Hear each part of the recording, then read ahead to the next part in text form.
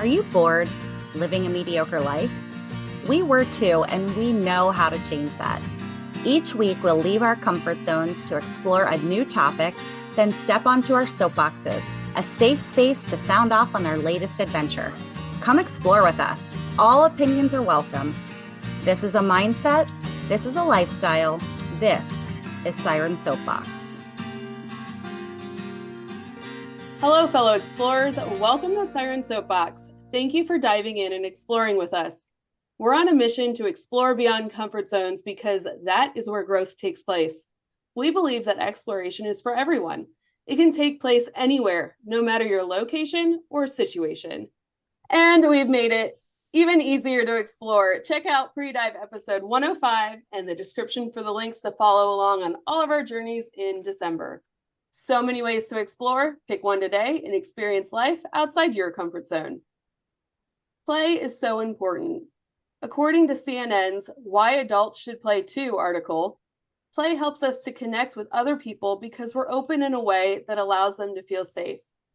You decrease stress and inflammation, and many improve vascular health. And play also helps you be more productive. According to the Sirens, play is fun and helps us take those first steps outside comfort zones. Play comes so naturally to children, and yet somewhere along the way, we don't make it a priority, and eventually aren't as good at the art of play as we used to be. Is it because of society's hustle culture? Are adults afraid to look silly? Or do we just give up because of perfectionism? Today, we're here to find the answer to those questions and more with the help of Playful Humans. On their site, it says, adulting is hard. It is easy to lose your way, but you can beat burnout and avoid the midlife crisis. Your imagination, creativity, humor, spontaneity, sociability, and sense of playfulness are still there. They just need to be found and awakened. Take our personality quiz to find your playful side again. And that's just what the Sirens did. For our soapboxes tonight, we're going to find out what each of our playful personalities are, if we have ever had a time in our life where we didn't play, what we did to get out of the rut, and just like Mike does on the Playful Human podcast, we're going to start our soapbox with a joke.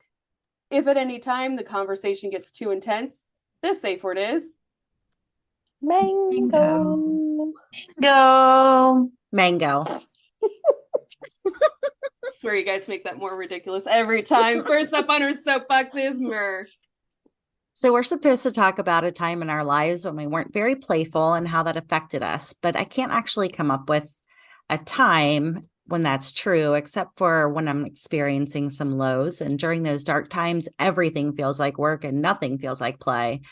But I have found that playing and laughing are two very good ways to help get me out of those feelings, for sure. Mostly, my life is filled with time for play. I was always a member of the PTO or PTA because that's the organization that brought fun to the kids at school. I often refer to them as the fun committee. And I've been a member of the employee engagement task force in my department at work ever since I started my job 6 years ago. And again, we're the fun committee. I recently did a core values exercise with my mentor at work, and very high on my list of core values is fun. I even try to incorporate play with my chores, have some music blasting and a sing-along playlist. I even put chores on a list on the fridge, and we try to make it a competition to see who can get their chores done first. So anything could be a game. My favorite way to play is doing anything that gets me out of the house, and I especially love anything that gets me in the water. So you will all be shocked to hear this, but my absolute favorite way to play is scuba diving. That's when I'm in my happy place. Flying, breathing underwater, playing, it's amazing. So I took the playful type quiz, and I am 27% the storyteller play type. And that might seem like a low score, but it was my highest one, followed by the joker at 18%. And that all makes sense to me. I love telling a story, even though I'm not the best storyteller. Something about being the center of attention that really lights my fire. I'm sure it's a middle child thing. So Mike Montague, he always kicks off his podcast, Playful Humans, with a joke. So here is my joke in honor of his podcast. Where does a snowman keep his wallet? Where? I don't in a know. in a snowbank. Yes. Hey, Sarah, do you know any jokes about snails? Yeah, I've got a great joke about a snail. It also works with a turtle. Does everybody want to hear it? Yes. Yeah. Yeah. TC? Say no, say no. It's a very long joke, so maybe we'll save it for the end of the podcast. Otherwise, the podcast will be over. Anyway, how about these ones? I ate a clock yesterday. It was very time consuming. What kind of exercise do lazy people do? Diddly squats. What do you call a pony with a cough? A little horse. Why did the M&M go to school? He wanted to be a smarty. Mm. What does one traffic light say to the other? Stop looking at me, I'm changing. What do you call bears with no ears? B. All right, that'll do it. All right, I gotta say that I feel a little bit like a fraud telling all these jokes. Because when I took the playful personality quiz, I was only 8% the Joker. But the description of the Joker suggested that I can increase the fun in my life by collecting jokes, making more free time for shenanigans, or even trying an open mic night. So am I on candid camera or something? Did Bill Cole actually write that description? I hope I've made him proud with my opening jokes. And I'm sorry I didn't tell the turtle joke yet. But seriously, my playful personality results were pretty interesting. It seems I'm a little bit of everything. I'm 15% the explorer. True. I love travel and finding new places and doing new things. I'm 15% the director, which is spot on as I tell everyone what to do at work. I'm also 15% each, the collector, deep thinker, and gamer. I sort of don't get the collector, as I'm currently trying very hard not to just add stuff to our home, but maybe the fact that I'm having to work on that makes it a little bit true. To be honest, I was a little hurt by the tiny 8% the athlete. My daily 4:15 a.m. Orange Theory alarm begs to differ. So what is my overall impression of my playful personality quiz? Clearly, I am a very well-rounded, fun human, and that's my story, and I'm sticking to it. I've had a ton of fun preparing for this episode. I've listened to several episodes of Mike's podcast, and I do love how he starts each episode with jokes. It makes it a lot of fun. He's had some pretty interesting guests and topics. I joined the Playful Humans Club, and I've had a couple of conversations in there already. I sure haven't explored it, though, and I'm looking forward to spending more time doing that. As far as a time when I wasn't playful, I don't know. I think I'm struggling a little bit with separating the idea of not being playful with being unhappy. So I'm not quite sure how to answer that question. I do know that it's pretty easy to be playful when you live with a professional comedian like Bill. So Jess, can you tell me a joke? Hey, Sirens. What did the fish say when it ran into a wall? Glub. Damn. I love any sort of dad joke, so I am very down for puns. So this was a fun challenge. After reading the Playful Humans website and listening to a couple podcasts, I was curious to do the quiz. And apparently, my playful personality type is split personalities, because I was a three-way tie at 22% the explorer, the director, and the deep thinker. I was surprised by the director play type because I don't really enjoy planning get-togethers. I love getting together with small groups and have a good quality conversation, but I don't really enjoy planning it. The deep thinker play type makes sense. Not that I really like having philosophical conversations, but I do like talking to people about their lives and getting to know them deeper. The explorer play type makes perfect sense because I'm still exploring my new island with Ben nearly every weekend. And I especially like that was one of my top ones. I especially like Playful Humans' application of play in the workplace. I try to keep play and fun active on my team because daily life is stressful enough. Anything that can be done to help is a good thing in my book.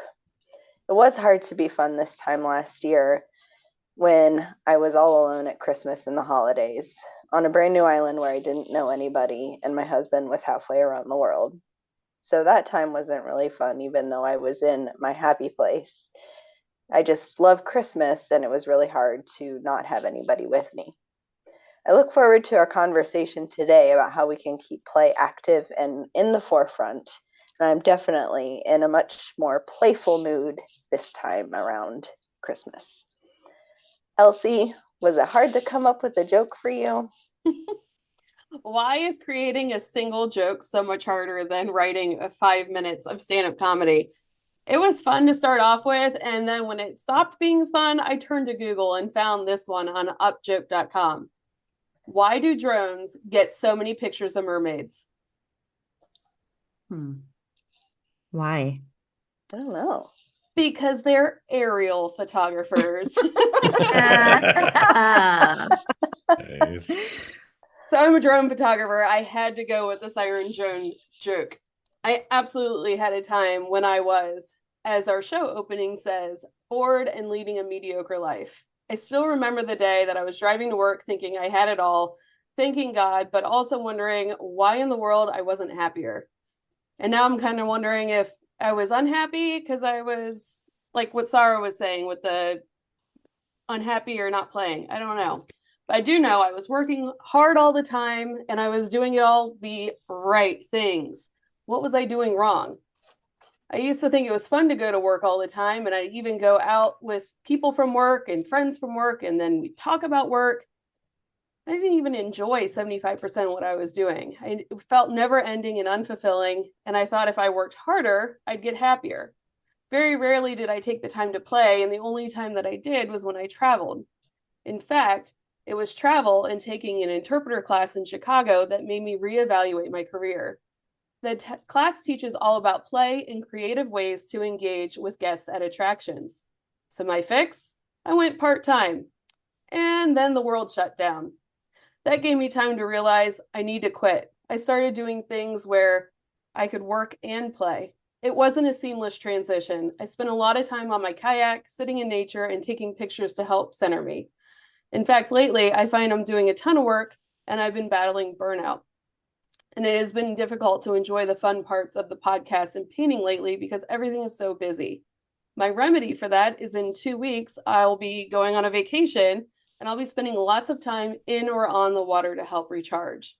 For quick fixes, I carry dice and cards in my purse. And for the holidays, my Facebook crew can play along on our Elf on the Shelf movie edition that we play every year.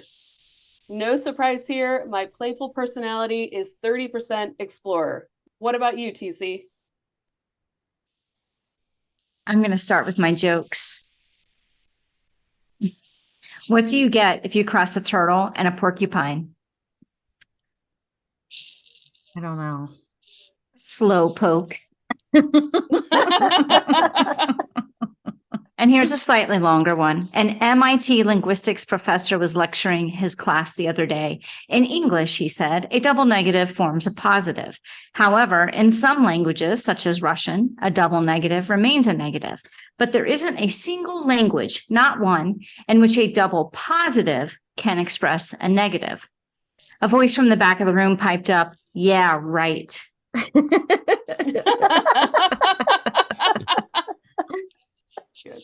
I am a playful human, so I was pretty excited about exploring this topic. Speaking of exploring, my top result was the explorer with 29%, followed by the director with 17%. I'm not surprised by either of those results. I have been a playful human most of my life. There may be days that I feel slightly more introverted, maybe less playful, but there hasn't ever been a time of my life that I was less playful.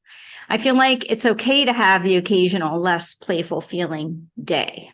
How do I play? I carry games in my purse with me everywhere I go. At a minimum, a deck of cards, dice, dominoes, and a frisbee. If I have spare time, I play. I am a believer in fun. By this, I mean that I think having fun is one of the most important things you can do. In one of the episodes of Playful Humans, Mike compares life to a Google search algorithm. If you put in bad news, you're going to get bad news. If you put in good news, you're going to get good news out of it. Your brain chooses to see and give you more of what you're looking for, and so does life. And this, in a nutshell, is how I live my life.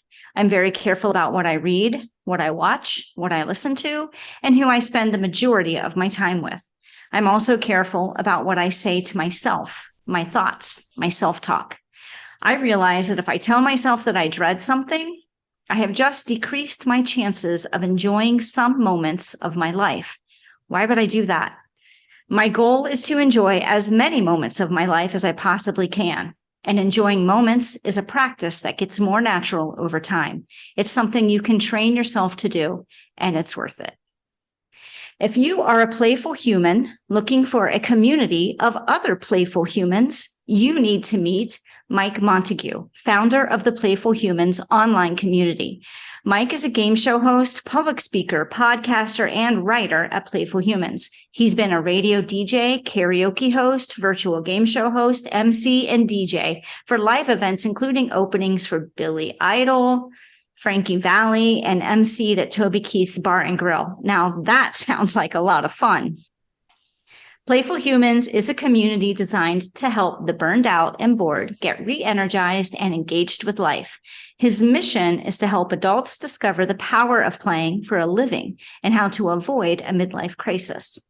We Sirens are a pretty playful group of girls, and so we are very excited to get to know Mike Montague tonight. Sirens, please help me welcome Mike Montague to this episode of Siren Soapbox. Welcome to the show, Mike. Hello, ladies. I'm wondering how many mangoes we got in the comments during those dad jokes, but we'll do I get to share mine first? Yeah, well, I was going to ask, we've all told our playful personality types, so I'm curious what your playful type is. Well, mine came out as director as well, and I have a fun game for you. We can all guess what you think the most common one is. So I'll tell a joke while we're waiting, but there are 10 different playful ideas. So I know one of you mentioned, even your top one might not be very high in percentage wise, but out of 10, 20% would be twice as likely as the average there. So it could be joker, athlete, explorer, competitor, director, collector, creator, storyteller, deep thinker, or gamer. Out of all of those, what do you feel like in the general population? I've surveyed hundreds of people. I've taken the quiz now. If we were playing Family Feud, what would be the number one answer? What do you think, ladies? Gamer. I was going to say gamer too. I was not going to say gamer. I was going to say explorer. Collector. That's a good answer. Gamer too? It could be that I've only surveyed Gen Xers and baby boomers and stuff, but athlete came in at number one. A lot of people, I think that is not surprising to me that people equate play with sports these days. And sometimes they're not thinking naturally about being playful as doing a puzzle or a video game as play, even though we would say that a lot. Explorer was number two, and it could be just because 4 of you pushed it up there. 19%. Joker, 18%. Deep thinker was number 4, and director is number 5. That's the one I resonate with the most because, as you mentioned, with as a DJ, a karaoke host, I'm not actually the star of the show. I'm facilitating fun for other people. So when I'm hosting a game show, it's really about the contestants and putting on a good time for them, not really anything that I'm doing for myself. And I do like hosting parties and having fun for other people too. And just like the podcast, I have 2 podcasts where I interview other people and try and produce fun for the audience and stuff there. I didn't get my joke in though. Last one. What did the bra say to the hat? You go on ahead. I'm going to give these 2 a lift. Like that one. Oh, that's amazing. I'm going to write that down. There are plenty of good ones. I'm up over 200 fake sponsors and dad jokes now with the episodes of the Playful Humans podcast. So they were all Googled for sure. You guys, explorer did not come up on my list of playful types at all. Whoa. I know. I know. Collector I'm did really not come surprised up by on that. mine. Oh, that didn't come up on Hmm. mine either. That's the other one I was missing. I was like, what's the other one? Collector. That's a shock, TC. Collectors Right. are interesting, I think, because it is fun for them. It's kind of like hide and go seek, right? They're looking for that magic puzzle piece that fits their collection, or they like to be completists, or maybe it's just nerding out on something. So I have a ton of Lego behind me here, and I feel like it starts to become a collection whenever you nerd out on any type of topic. So it could be books that you enjoy reading and collecting, and you're addicted to self-help books or poems, or your movie and music collections and stuff. I see that as a very popular way that people find to kind of really make themselves truly happy, rather than just some of the fake things these days that we think make us happy, but we're just kind of using and throwing away. It's temporary satisfaction. But anything that we hold on to like that, I feel like brings more long-term happiness to us. Yeah, it's interesting. Mike, can you describe for us the moment when you realized that there was not enough play in your life? And then how did you decide to get out of your comfort zone and dive into creating Playful Humans? Yeah, I was excited to share that when I was listening to all of yours. I appreciate you being vulnerable and sharing it with everybody too. For me, there were kind of three moments. I've always been very playful. I was lucky. I blame it on my grandma. Grandma Lynn is awesome. She's 93 now. She still cracks us up every time we go and visit her. The nurses come in her home. You know, she's making jokes. They're laughing and stuff. And she introduced me to like Monty Python, and we would write stories, or we would use her tape recorder to do different shows and performances, and while she was babysitting, and then our parents would come home and we'd play them for them or read our stories and stuff. So I feel like naturally I'm on the pretty happy positive end of the spectrum, but there are a few times in my life. One was in college, just had a really bad semester. Everything you could think of that could go horribly wrong did. My girlfriend over the summer break got pregnant by another guy. A fraternity brother of mine had a heart attack and died on his 21st birthday. Oh my gosh. He took a nap in the afternoon and just didn't wake up. And then that kind of caused classes to spiral outwards because I missed midterms, like going to the funeral and stuff, and was out of it. So I failed out of school, and it just was not going well at all. And it felt like I had really lost my momentum there, and was kind of trying to reconnect of what it actually meant, or how I could get myself back on track. And the thing that made me recognize it there was I was playing with my friends in the backyard during the summer, and we just had one of those days that it like reminded me of a kid. I got that feeling where like your inhibitions drop, you just get those positive hormones going. And it was like, man, it had been like months since I had felt like that. And just reminding me what it feels like to have fun, I feel like is my mission now for other people with Playful Humans, is I want to remind them that like, it doesn't have to be serious all the time. It doesn't have to be high pressure. Even if just for 5 minutes, you get that, hormone transfer and those good vibes and that feeling back, and you get to laugh out loud, that can be worth it. That can remind you and get you going back the other way. But because a couple of you mentioned different things, I want to mention two other times. Once I was on the radio, I was Romeo on Mix 93.3 here in Kansas City, and I worked overnights for a year. It was midnight to 5:30 a.m., and it was miserable. Like, I did not like the job at all. I thought it was something that I would really enjoy, but I was exhausted the entire year. It was overnights as drunk people or people working third shift at like hospitals that were the only listeners. And it was just really tough. And I struggled to maintain my other relationships during the day and stuff. It's really hard to have an interesting date or anything if you have to wrap it up or start at 5:30 in the morning or anything. Right. It's just really challenging, and it just super burnt me out. And I had to find a way to get back to energy. And that was more physical, I think, for me than emotional. And then in the pandemic, it was kind of a combination of all of the above. So I was already working on this project and being creative and sharing my passion with other people. And in the pandemic, I really struggled because I felt like I had a pretty good thing going, but all of that fun resource stuff was the stuff that got sucked out.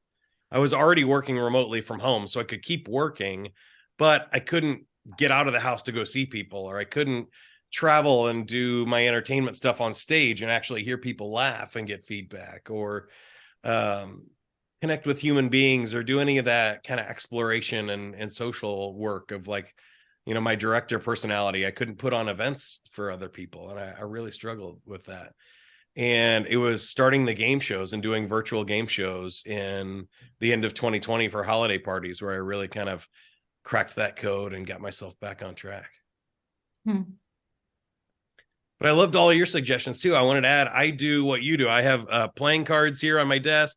I have a crazy dice that is, instead of numbers, it has pictures.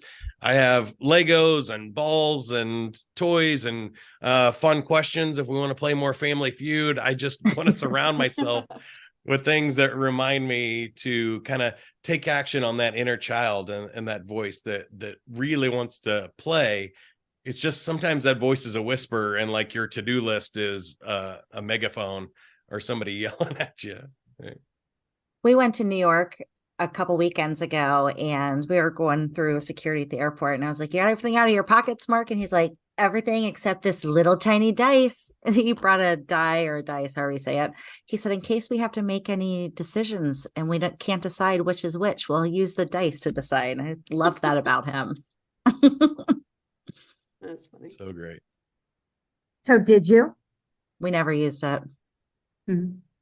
Man, I mean, Feeling very decisive. we were very decisive. We explored the entire weekend. It was so much fun. Well, why do you think that adults forget to play, Mike? I think you hit on a bunch of them in the opening, but for me, there are a lot of things that I call, like the party poopers or the fun killers, right? I think the biggest one that we see is when we start getting self-conscious of other people. So most people have genius levels of creativity before puberty. Then when we start worrying about what other people think and stuff, we start carving off those edges. We stop being silly. We want to impress other people, and we start trying to mold ourselves in what we think we should be. We also see that with sports. A lot of research has been done that kids start giving up on sports for fun, and they feel like they have to be competitive around the age like 13, and that if you want to get a college scholarship, you have to start getting on competitive teams and taking it way too seriously, and you turn it into a job rather than playing for fun. And I think those are the two big ones for me. But the third one, I think, is society. That we have this hustle culture myth that we have to grind and work hard, and it's not worth anything if it's easy. And I found the exact opposite to be true. The more that I'm unique, the more valuable I am, not the more that I can fit in and color inside the lines. And all of our school systems and jobs and society want us to fit into boxes so that they can market to us, and that it's safe and where they don't have to think about us too hard. But the more unique we are and the more creative we are, the more interesting we are to other people, and the more fun we can have. And we actually need more people now to color outside the lines than we do people to color inside the lines, because robots and computers can fill in stuff inside the lines. We need somebody to redraw the lines in the first place. And I think that's really what people miss, is that most of our culture was set up about 100, 120 years ago, when we needed people to be machines because we didn't have machines. So we needed somebody to be the factory machine to put one part to another. And we needed humans to fit into certain sizes and boxes because we could only produce a certain number of sizes and boxes. And so anything outside the lines didn't fit what we were capable of producing. But that world changed, and our educational system and our culture hasn't caught up to that yet. That robots can program, computers can do the tasks better and faster than humans, and they don't break down, they don't have emotional needs. But now we need humans to be humans. We need people to process information and come up with creative solutions. We need people to connect with other human beings and have interesting conversations like we are today. And that's a totally different world than what most of our society was set up for. I hope I didn't go too, conspiracy theory wacko on you, but I really, really believe that. Maybe you are, because I'm like, ooh, I completely agree with all this, and I'm the conspiracy theorist, I think, in the group. There you go. That makes total sense. So somebody that's listening to us right now and they're wondering, am I missing play in my life? What would that look like? What are some symptoms that play might be missing? I think, yeah, it's a great question. I just made another quiz for you all to take too. It's a burnout quiz, but I think there's a few things. Like if you're working too hard, there's three types of work. Let me start there. There's some work that the more you do it, the more results that you have. So this is the factory type work, right? Like if I'm putting Legos together, the only way to get more Legos together is to do more work. It's kind of time plus effort equals results. And the longer you do it and the more Legos you put together, the better results you have. But there's another type of work that's diminishing returns, that the more you do it, you get slightly better results rather than the same amount of effort that you put in. So the third Lego block is equal to as much work as the second Lego block.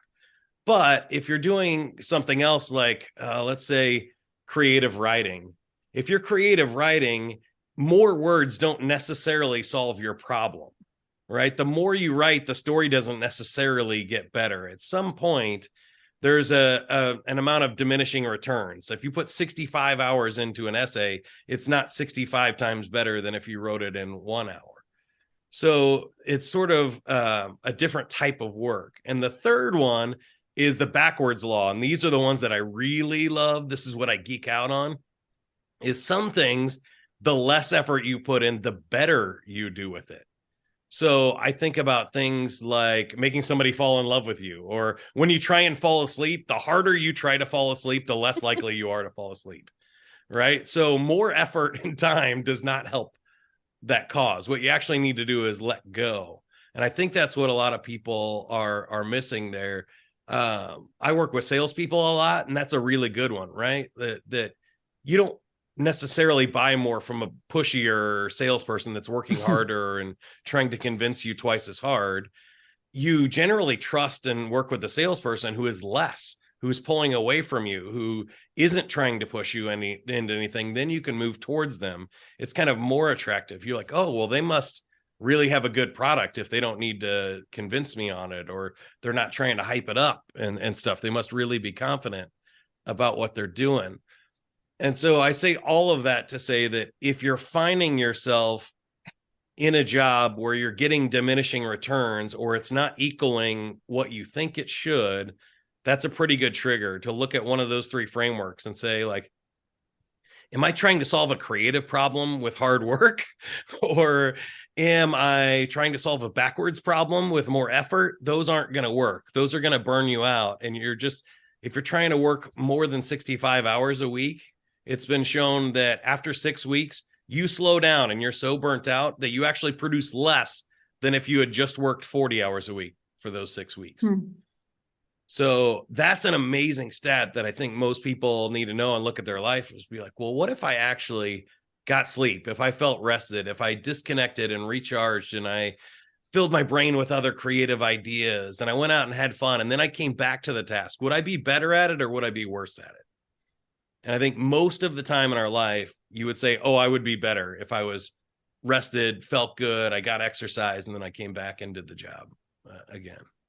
Does that make sense? Do you all agree with that? Yeah, I was listening to one of your episodes, and I was trying to figure out which one, but I can't. You were talking to some guy, and you guys were both talking about sort of the same thing. Like he said that he feels more productive when he's putting in like small bursts of energy and then taking time to play and reset and then kind of get back at it. But if you just keep hammering at it, it's really not very productive, and it doesn't feel good.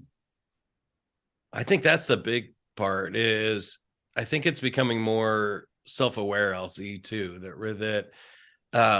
it's checking in with yourself. Like, is your life getting better or is it getting progressively worse? If you feel like you're not making tomorrow easier on yourself, then you probably have something that you're sacrificing that for. You should theoretically be getting easier, better, learning more, having more fun, like getting better at life as you go along, not finding more and tougher and harder challenges per se. Do you think that there's ever a time where play is not appropriate?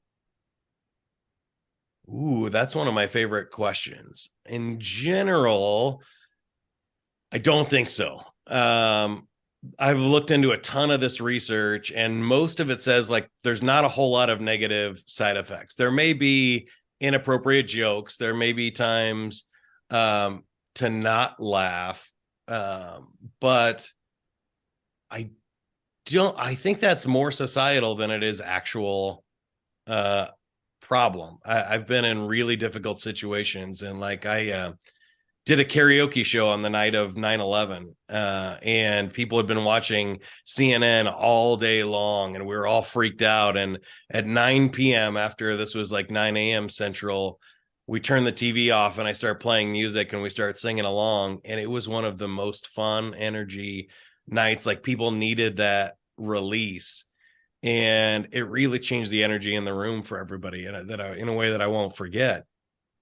And I think I've seen the same thing. I would love to hear your all's opinion on it. But at funerals and stuff, I remember in high school when one of my friend's mothers passed away in a car accident. And after the funeral outside, we were, like playing with the basketball and just connecting with him and laughing. And it really felt like it was a special moment that again kind of changed the energy from bad to good. So I have a hard time really thinking of when play wouldn't be appropriate, or at least a playful mindset towards things.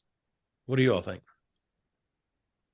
I've always said I want my funeral to be a party. So yeah, for sure. Like, I don't really even want the funeral part of it. I just want like the after party with food and booze. Same. Take that down, ladies. You don't get to eat and drink at that party, Jess. You realize that? Yeah, but those are things I'm passionate about. So I want to make sure you realize. Great answer. No, I completely agree with that. And as I sit there and try to think of examples that somebody might say fun is not appropriate in this situation, I feel like it's one of those we should be a certain way type of scenarios. And I tend to push back on those things. If we're feeling like we should behave a certain way during a certain time, then that's probably not completely genuine or authentic to being who you are as a human and as your own unique individual human. So I think, no, there's not a time that fun is not appropriate. There were so many negatives in that sentence. I think it turned it positive. I think you did. And you made me think of one other one that comes up a lot here when we have this discussion, which is like, think about like a brain surgeon or a heart surgeon. You're like, well, I wouldn't want them playing around.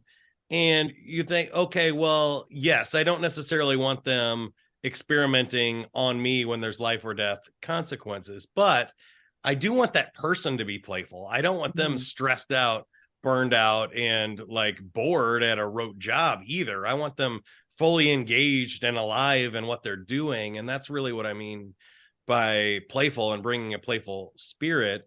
And I'm hoping they are feeling loose enough and confident enough to make jokes before and after, or even during, as if that's what helps them do their best work. And so I think sometimes people miss and mix up playfulness with silliness or irrelevance and stuff. So I love Steve Martin. I don't want my surgeon to be wearing an arrow through his head with, bunny ears on and stuff. Sure, I get that.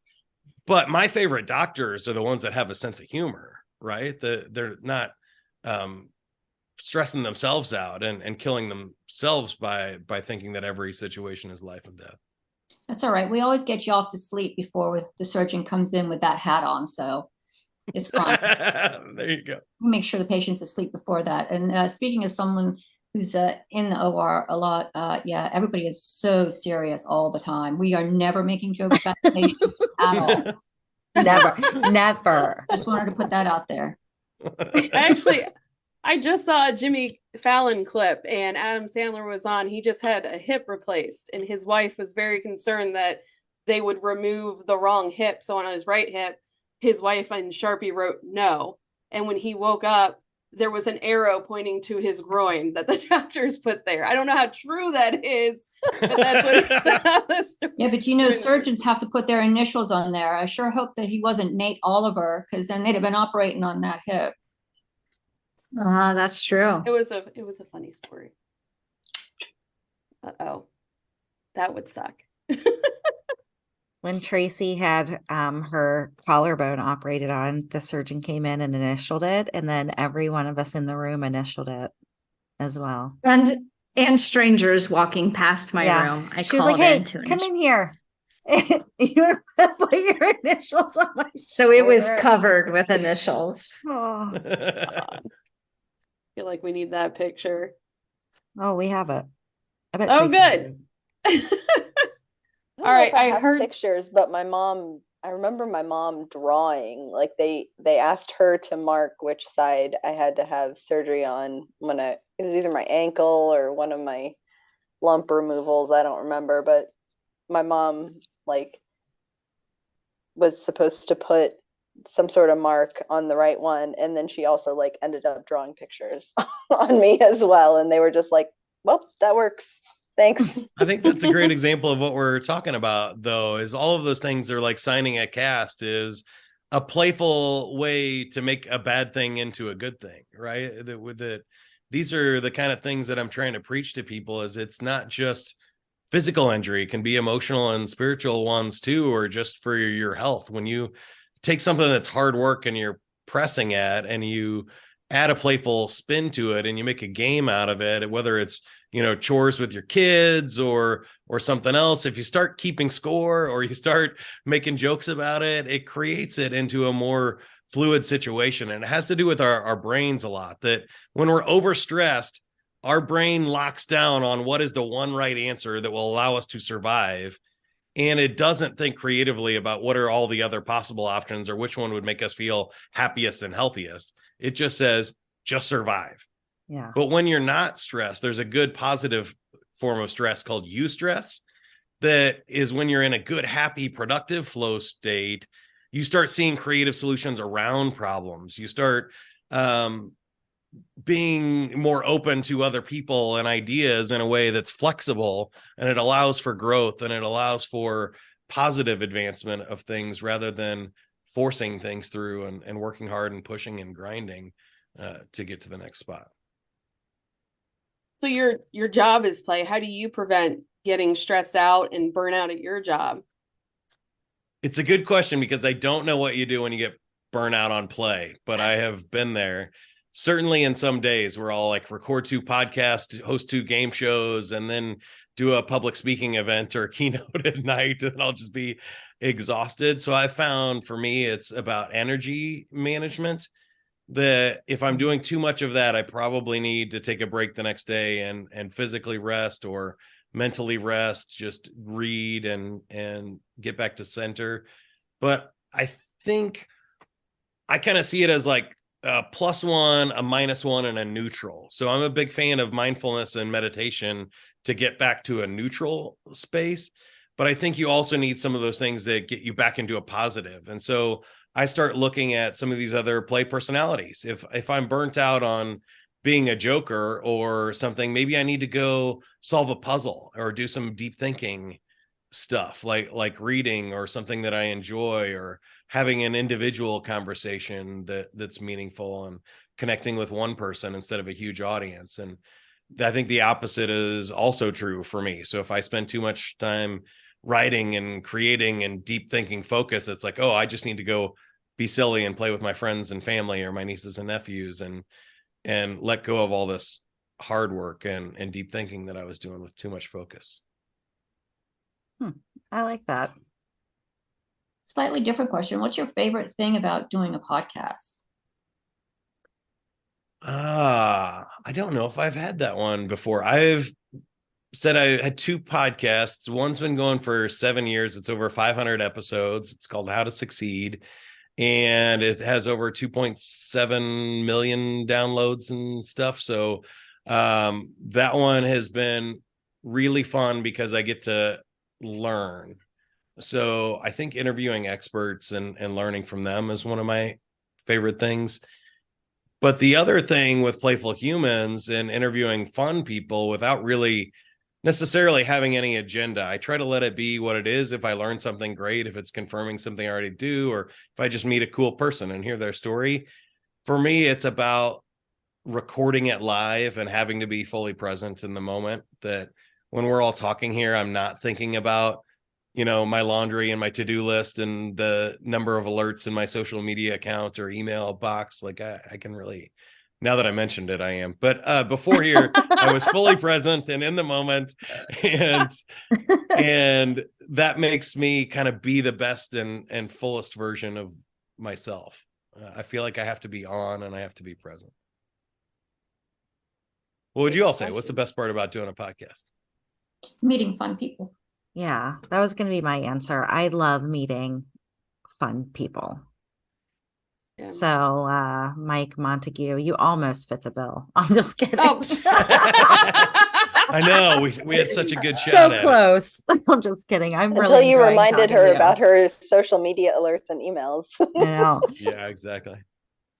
No, I'm super sad because this hour is flying by. What It happens is. when Do you you're want to having end fun? with the game? Yes. Yeah. Yes. All right, I'm going to put all 5 of you to the test again here. Survey says we surveyed 100 people. Top answers on the card, so you can get the highest answer. Name a place where you always try to squeeze in one more person. Elevator. Subway. Yeah, I was gonna say Uber. elevator. Oh, Uber. Oh, that's good. Car is the number 1 answer. I think LC got it. Number 1. Elevator was number 2. Bus, subway, number 3. Restaurant table, church pew, or concert. Also good answers. Yeah. If you're Ooh. playing the home game. Oh, concert. All right, here's a hard one. Name a cooked food that's as good hot as it is cold. So what cooked food can you eat hot or cold? Oatmeal. Pizza. Yeah, I knew you were going to say that. That's a stupid answer. Potatoes, Hmm. unless they're French fries. French fries aren't good cold. How about coffee? Oh. Ooh, that's a good one. That's a beverage, though. Chicken, surprisingly, is the number 1. We didn't get that, but You know cold what? I chicken. love cold pizza chicken. and pasta, number 2. Potatoes, number 3. Carrots, beans, and shrimp. I feel like shrimp should have been higher. Yeah. All right. Was This is pizza my not on the favorite question. list? Pizza and pasta was number 2. Oh, okay, good. Whew. During a Dessert. power failure, name something you can still turn on. Your boyfriend. Your husband. Good Flashlight. answers. That better be the number 1 answer. Gosh, now I can't think of anything else. Yeah. Dude, I live somewhere where we have power outages all the time. You can turn on flashlights, you can Yeah. turn on radios, you can turn on Right, you're right there. Mango. All right, yeah, we'll just skip right to the answers. Flashlight is number 1. Radio was number 2. Water, number 3. Spouse, number 4. And the stove or the oven was number 5. Those people aren't fun at all. I know. Spouse should have been much higher on that list. Good. Hilarious. Well, thank you So so much for playing interestingly- along. That was super fun. Interestingly, here you can't turn on the water if you don't have power because you have to have a pump. So I have There's an that. electric stove, so I wouldn't be able to do that. I do have a gas stove. Well, according to 100 people, most of them do not have that problem. Yeah, it's true. All right. Well, oh, go ahead, Mer. I was just going to do the same thing you were going to do, I think. Mike, we want to ask you one final question. What gets you out of your comfort zone and excited to explore? I would say meeting new people is one of those things that the more I do it, the more I tend to find cool people. And maybe I'm just one of those optimistic, playful people that brings that to the energy. Like you said, TC, about Google, that I'm putting, Playful Humans out into the world, and that's what it is bringing back to me. But it always seems to restore my confidence in humanity, that if I'm watching news or I'm only seeing social media or I'm only getting inputs from other things that are manufactured, I kind of forget that there are actual sane, rational human beings out in the world. And if I just go meet some of them, my life is generally better, and it gets me excited. Awesome. Well, this week we want to leave a challenge to our listeners, and that would be to tell a joke at work. Maybe start a meeting with a joke to get everyone loosened up. If you work with your husband, Elsie, your challenge is to tell a joke to a stranger. And I know. And don't forget to take the Playful Humans, the play type quiz. Mike, thank you so much for joining us on this episode. Do you want to tell our listeners where they can find you? I made it really tough. It's playfulhumans.com.